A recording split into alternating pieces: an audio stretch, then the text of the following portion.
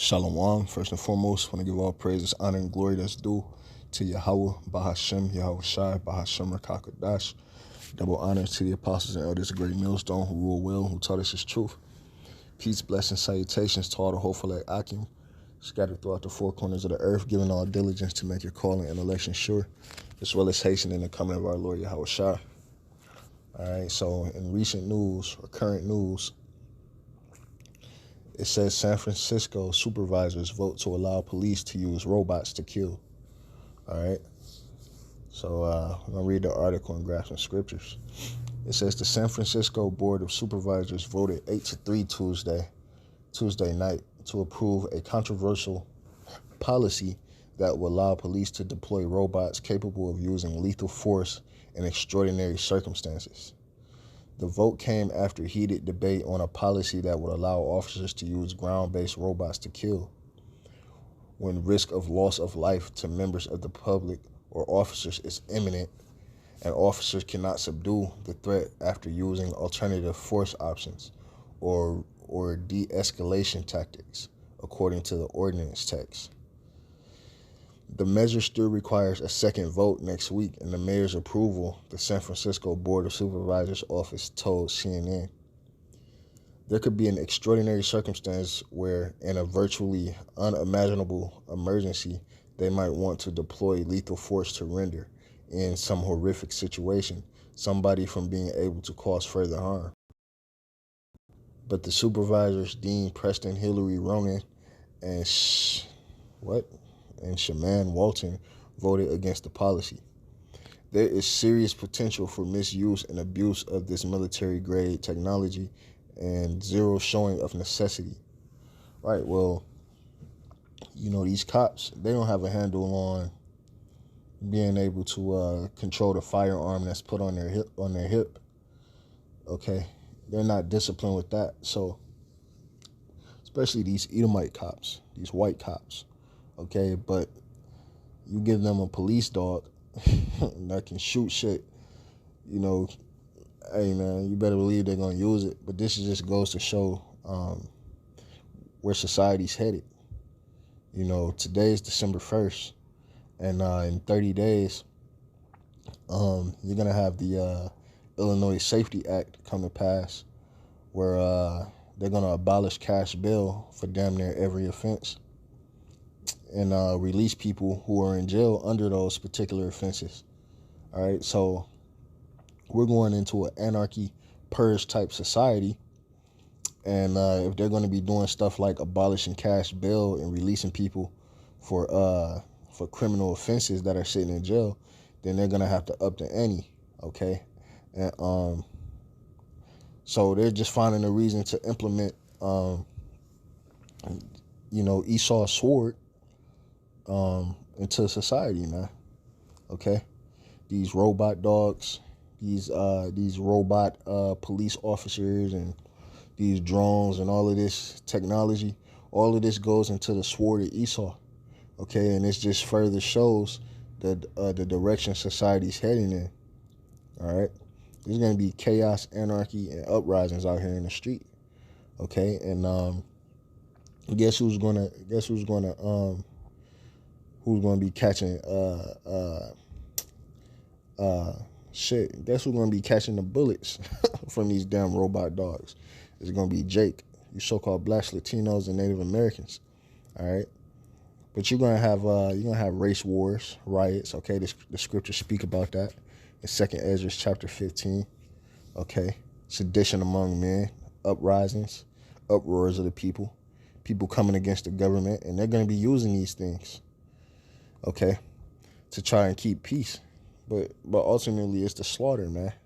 All right. So yeah, we're gonna go into this is the sword of Esau Edom, man. Matter of fact, what's gonna happen is Jacob's trouble has to come, okay? And before Esau goes out, before he gives up his kingdom,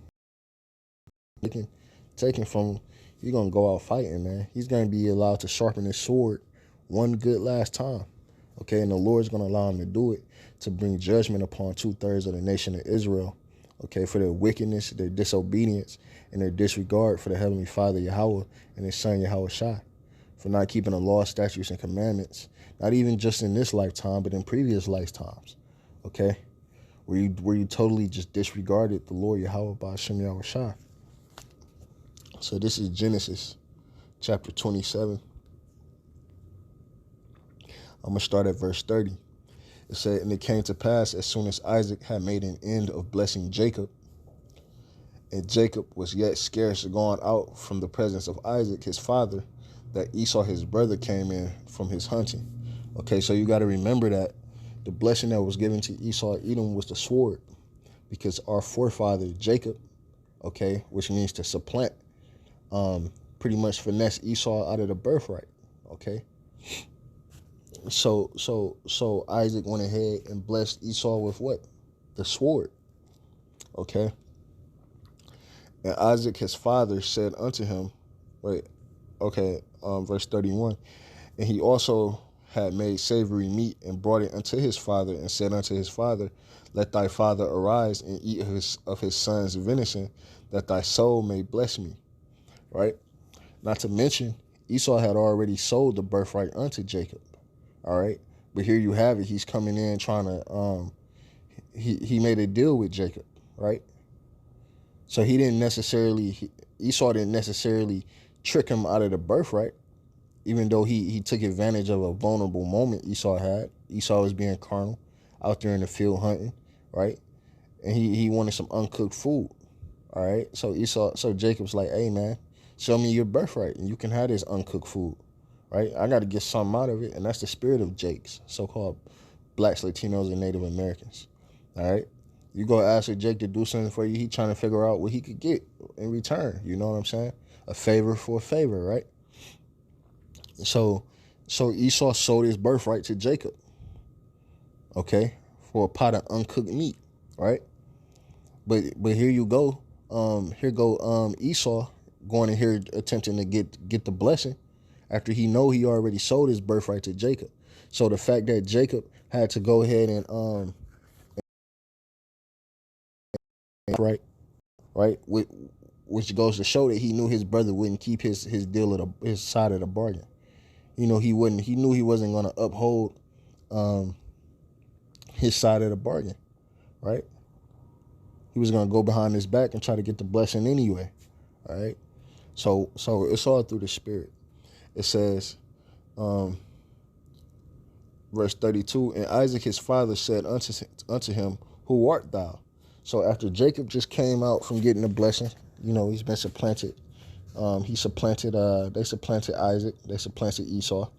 All right, when I say they, I'm talking about Jacob and his mother. Then Esau comes in to get the blessing, and he finds out Jacob already got it. It says, and Isaac his father said unto him, who art thou? And he said, I am thy son, thy firstborn Esau. And Isaac trembled very exceedingly and said, who? Where is he that have taken venison and brought it me? And I have eaten of all before thou camest, and have blessed him. Yea. And when Esau heard the words of his father, he cried with a great exceeding bitter cry. Now Esau's crying and shit, man, right? Right? Because you know these devils, they never hold up their end of the bargain. You know, these Edomites, the self-proclaimed white man, they never hold up their end of the bargain, man. Okay? They always reneging on whatever treaties, laws, whatever, you know? So why are you doing all that damn crying when you sold your birthright, right? Having a Karen moment. That's what was happening right there with Esau. He was having a Karen moment, okay? And when Esau heard the words of his father, he cried with a great exceeding bitter cry and said unto his father, bless me, even me also, O my father. Grown-ass man. It says, and he said, thy brother came with subtlety and hath taken away thy blessing. And he said, is not he rightly named Jacob? For he hath supplanted me these 2 times. He took away my birthright, and behold, now he hath taken away my blessing. He didn't supplant you, man. Right? You were living, you were moving according to your flesh. And he said, hast thou not reserved a blessing for me?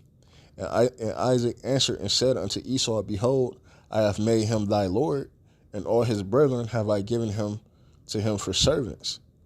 And with corn and wine have I sustained him. And what shall I do now unto thee, my son? And Esau said unto his father, Hast thou but one blessing, my father? Bless me, even me also, O my father. And Esau lifted up his voice and wept, right? So he's still having this caring moment, right? It says, And Isaac his father answered and said unto him, Behold, thy dwelling shall be the fatness of the earth and the dew of the heavens above, right? So now how's Esau going to get the fatness of the earth and the dew of the heavens above? Right? Verse 40, it says, And by thy sword shalt thou live, and shall serve thy brother, and it shall come to pass when thou shalt have the dominion, that thou shalt break his yoke from off thy neck. Okay? So the scriptures say, By the sword shall Esau live. And Esau hated Jacob because of the blessing wherewith his father blessed him. And Esau said in his heart, The days of mourning for my father are at hand, then will I slay my brother Jacob. Okay, and Esau has been on a spree to slay Jacob, the so-called blacks, Latinos, and Native Americans that compose the 12 tribes of Israel from that day forward. Right? We've been at enmity. There's been enmity between the nation of Edom and the nation of Israel. Okay? So that's the blessing that the Yahweh Ba'Shem Yahweh Shai, which Isaac is the Lord Yahweh Shai in reincarnation. Okay? This is the blessing that the Heavenly Father gave to Esau. All right, and Esau is still basking in that blessing to this day. He's still full-fledged operating in that blessing. I mean, Esau Edom weaponizes everything. He weaponizes the food against us, media, music, the air. Okay. The clothes we wear, everything has been weaponized against us. All right. So, and before he goes out, before the Lord takes down this kingdom, America, Babylon the Great, okay, the ruler of the Idumeans, because the scriptures tell you the earth was given into the hands of the wicked. All right. Before the Lord Yahweh Shai takes this guy down, he's going to allow Esau to go through the earth one more time, okay, and use his sword. Okay, but it's going to be for the judgment of 2/3 of the nation of Israel. All right, because Esau Edom is the sword of the Lord. Okay, the Lord uses him for judgment. All right, this is Romans 13:4. It says, For he is the minister of Yahweh to thee for good, but if thou do that which is evil, be afraid, for he beareth not the sword in vain. Right? For he is the minister of Yahweh, a revenger to execute wrath upon him that doeth evil. So if you out here doing evil, ultimately not returning to Yahweh Ba'Shem Yahweh Shai, you can expect the Lord to use Esau to revenge judgment upon you. It says, Wherefore ye must needs be subject, not only for wrath, but also for conscience sake. All right? So knowing that Esau Edom is the sword of the Lord, you need to be subject unto Yahweh Ba'Shem Yahweh Shai, and be aware of Esau Edom, of who he is for conscience sake. Okay? And it expounds on that in Psalms 125. Okay? How the rod of the wicked will not rest upon. How about I just grab it real quick? Just grab it real quick. 125.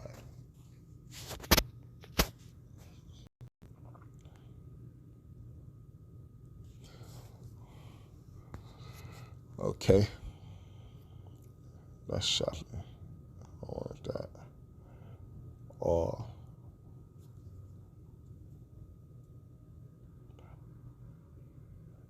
All right. Psalms 125. They that trust in the Lord Yahweh shall be as Mount Zion, which cannot be removed, but abideth forever. As the mountains are round about Jerusalem, which Jerusalem is a people before it's a place. Okay? So the Lord Yahweh is round about his people from henceforth even forever.